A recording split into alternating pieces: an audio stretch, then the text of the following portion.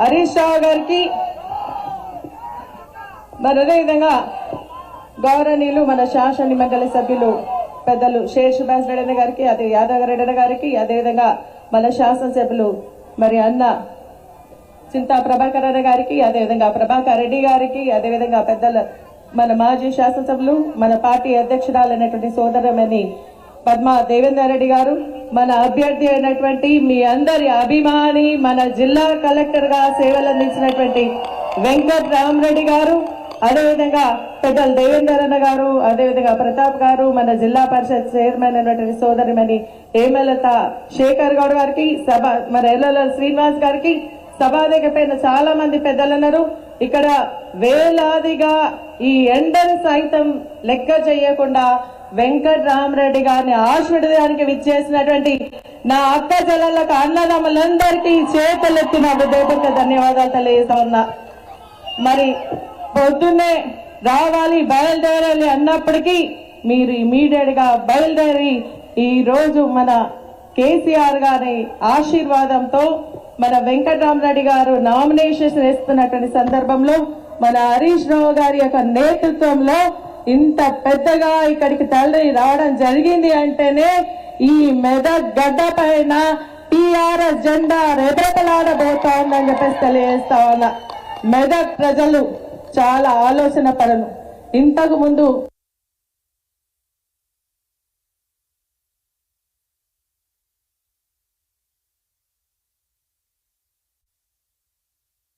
కూడా పూర్తి నమ్మకం విశ్వాసం ఉంది.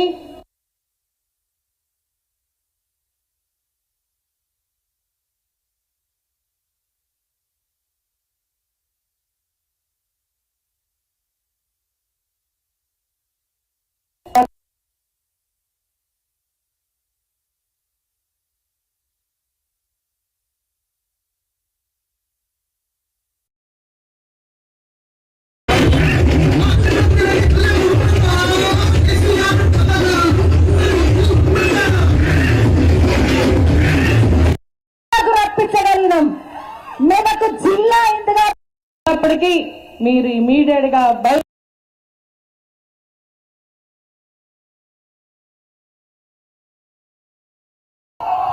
హరీష్ రావు గారికి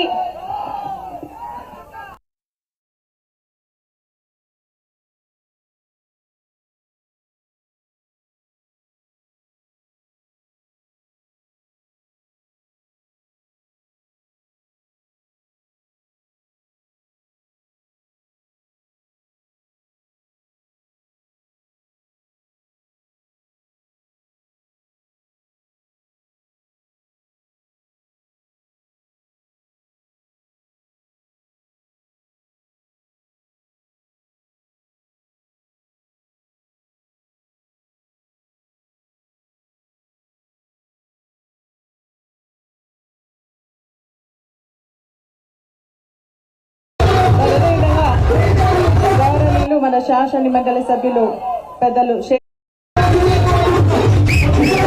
విధంగా మన శాసనసభ్యులు మరి అన్న కావాలి బయలుదేరాలి అన్నప్పటికీ మీరు ఇమీడియట్ గా బయలుదేరి ఈ రోజు మన కేసీఆర్ గారి ఆశీర్వాదంతో మన వెంకటరామరెడ్డి గారు నామినేషన్ వేస్తున్నటువంటి సందర్భంలో మన హరీష్ రావు గారి యొక్క నేతృత్వంలో ఇంత పెద్దగా ఇక్కడికి తరలి రావడం జరిగింది అంటేనే ఈ మెదక్ గడ్డ పైన టీఆర్ఎస్ జెండా రెపరెపలాడబోతా ఉందని చెప్పేసినటువంటి మోసపురిమితటువంటి హామీల ద్వారా 6 గ్యారంటీలు 420 హామీలు ఇచ్చి ప్రజలు మోసం చేసి ఓట్లు దండుకొని ఈ రోజు ప్రజలను గాలి కొదిలేసినటువంటి సందర్భాలు మనం గుర్తు చేసుకోవాల్సినటువంటి అవసరం ఉంది.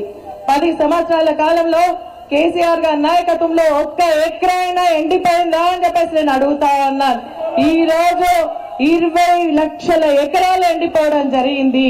అదేవిధంగా మొన్న వర్షాలు పడి దాదాపు 5-6 వేల ఎకరాల పంట నష్టం జరిగింది అని చెప్పేసి నేను తెలియజేస్తా ఉన్నా. మనకు మార్పు అన్నారు. ఏ మార్పు చూపించిండ్రు వీళ్ళు? కరెంటు కోతలో మార్పు చూపించిండ్రు. 2000 పెన్షన్ 4000 ఇస్తానే మార్పు చూపించిండ్రు. మరి 6 గ్యారంటీల్లో 5 కంప్లీట్ చేసామని మన ముఖ్యమంత్రి గారు ఇక్కడనే చెప్పిపోవడం జరిగింది. నేను అడుగుతా ఉన్నాను, 6 గ్యారంటీలో మన మహిళలకు 2500 రూపాయలు వచ్చినాయా అని అడుగుతా ఉన్నాను. రాలేదు. మరి అదే 500 గ్యాస్ ఇస్తామన్నారు, వచ్చినాయా అని అడుగుతా అన్నారు. మన రైతులకు మరి 15,000 రైతు భరోసా ఇస్తానన్నారు, వచ్చిందా అని అడుగుతా అన్నారు. కౌలు రైతులకు అదేవిధంగా రైతు కూలీలకు 12,000 రూపాయలు ఇస్తామన్నారు, ఇచ్చిందా అని చెప్పేసి అడుగుతా అన్నారు. ఒక్క ఇల్లు కూడా ఇయ్యలేదు.